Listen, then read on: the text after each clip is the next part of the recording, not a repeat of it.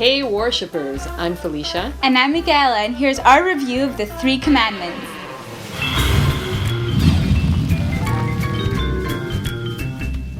Okay, so in this game, players take on the roles of high priest and novices. Basically, the point of this game is to get as much good karma as possible. This game is played around a board that looks like a ritual circle. And while playing this game, you'll get the feeling that you are actually performing a ritual. Each player will take turns being the high priest while the other players are worshippers. The game comes with some cards, wooden artifacts, a pad of paper to keep track of players' karmas, markers, and foot stands. I want to start off by saying that this is a party-style game and not really focused on the board. There is more focus on player interaction and what you do with artifacts. There are 2 decks of cards. The green deck has actions on them like body language stuff, for example, singing and dancing. The red deck has artifact movements on them, for example, picked up an artifact with left hand. The game setup is simple. Place both decks on the board and choose who will be the first high priest. In front of the high priest, place the separator card. This card will separate good karma cards and bad karma cards. Then the high priest will draw 2 cards from each deck. He will look at these cards and choose only 3 of them and discard 1. Basically, the high priest is choosing what he wants his worshippers to do and what not to do.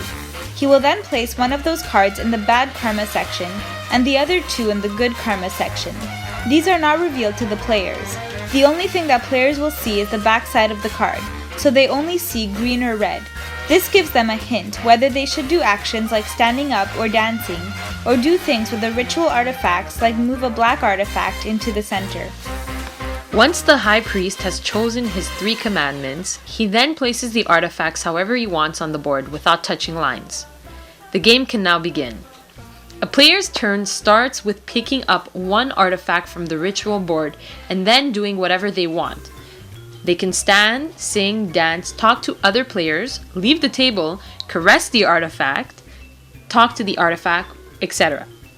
Then that player puts the artifact anywhere on the board without touching any lines.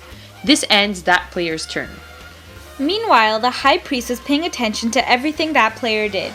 If that player did anything that the good karma card says, then the high priest would say, "You got good karma," and place a marker in front of the card or cards that player actually did.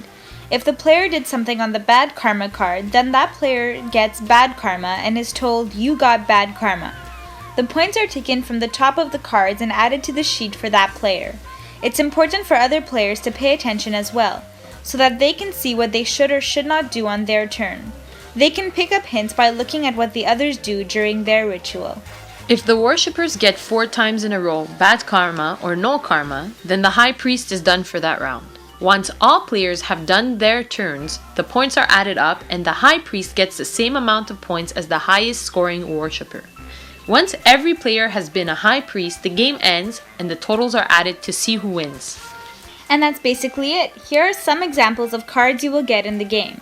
These cards are the green cards. They are mostly action cards that players must do during their turn.